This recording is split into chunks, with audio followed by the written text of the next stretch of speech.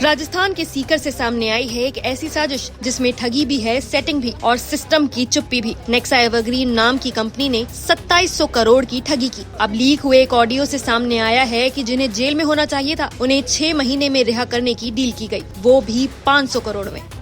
आपको बता दें कि नेक्सा एवरग्रीन स्कैम भारत का एक बड़ा रियल स्टेट और मनी लॉन्ड्रिंग घोटाला है, जिसमें राजस्थान के सीकर जिले के 2 भाइयों सुभाष और रणवीर बिजारणिया ने स्मार्ट सिटी घोलेरा के नाम पर 70,000 से ज्यादा लोगों से करीब 2700 करोड़ रुपयों की ठगी की। इन्होंने नेक्सा एवरग्रीन नाम की कंपनी बनाकर घोलेरा में 1300 बीघा जमीन का झूठा दावा किया और प्लॉट, फ्लैट और निवेश पर भारी रिटर्न का लालच देकर पॉन्जी स्कीम चलाई। एजेंटों को मोटा कमीशन दिया गया, जिससे नेटवर्क तेजी से फैला। 2023 में कंपनी बंद दी गई और आरोपी फरार हो गए। ईडी ने 12 जून 2025 को राजस्थान, गुजरात और दिल्ली के 24 ठिकानों पर छापेमारी की और खुलासा किया गया कि ठगी के पैसे से रिसोर्ट्स, होटल, फ्लैट और लग्जरी गाड़ियां खरीदी गई। ये घोटाला अब भारत के सबसे बड़े मनी लॉन्ड्रिंग केसों में गिना जाता है।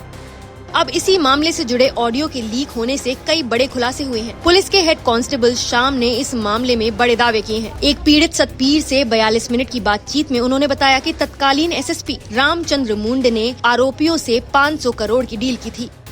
ऑडियो में हेड कांस्टेबल श्याम पीड़ित सतबीर से कहता है कि एसएसपी रामचंद्र ने 2 महीने तक परेशान किया और फाइलों के लेन देन की बात करने को कहा। श्याम का दावा है कि मना करने पर एसएसपी नाराज हो गए। स्टाफ से कहने लगे कि ये बेकार आदमी है, इसे कुछ नहीं आता। बाद में पुलिस लाइन से मूलचंद को लाया गया। उस पर पहले से एक आरोप की जाँच चल रही थी, जिसे एसएसपी ने क्लियर करवा दिया। श्याम का आरोप है कि मूलचंद को लेन देन के लिए हिलाया गया। उसने कुछ ही दिनों में करोड़ों के प्लॉट खरीद लिए। मैं रीडर हूँ, मेरी नौकरी में कोई दिक्कत नहीं, मुझे गलत काम करने की जरूरत नहीं। मेरा बेटा JEN में लग गया है। इस पर सतवीर ने कहा, मैंने एसएसपी को बताया था कि ये कांस्टेबल भ्रष्ट है और आरोपियों से मिला हुआ है।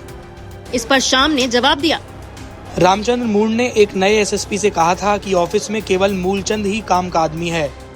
सतबीर बोला, मैं मूलचंद को हटाने के लिए फिर बात करूँगा। इस पर श्याम ने जवाब दिया, कुछ नहीं होगा, वो सिफारिश पर आया है और सब कुछ पता है।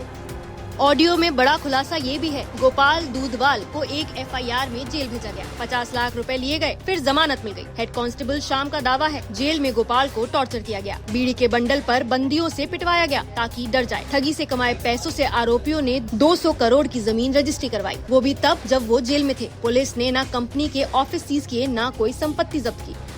श्याम आगे बताता है, मूलचंद नाम का एक कांस्टेबल पैसे वसूलने में लगा था, जो व्हाट्सएप कॉल से धमकाता था, पैसे लेता और करोड़ों की जमीनें खरीदता गया। जेल से एक वीडियो भी सामने आया, जिसमें आरोपी जेल में मोबाइल चला रहे थे, वीडियो कॉल कर रहे थे, जेल स्टाफ से अश्लील बातें कर रहे थे, आराम से घूम फिर रहे थे। 2 साल बाद जब ईडी ने छापा मारा तो 15 करोड़ बैंक में फ्रीज मिले, 2 करोड़ का कैश भी बरामद हुआ।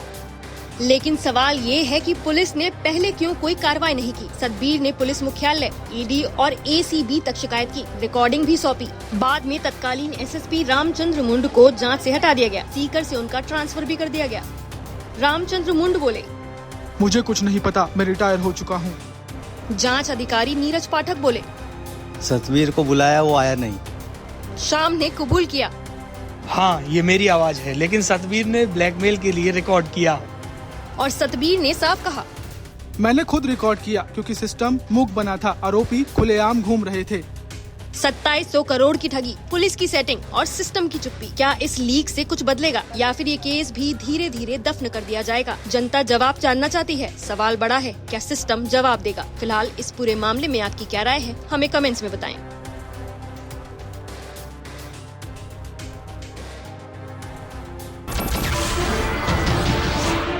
नमस्कार, मैं हूं मानक गुप्ता। अगर आपको हमारा ये वीडियो पसंद आया हो तो इसे लाइक और शेयर जरूर करें और हाँ, हमें सब्सक्राइब और फॉलो करना ना भूलें ताकि आप देश और दुनिया की कोई खबर मिस ना करें। तो जुड़े रहिए हमारे साथ और देखते रहिए News 24।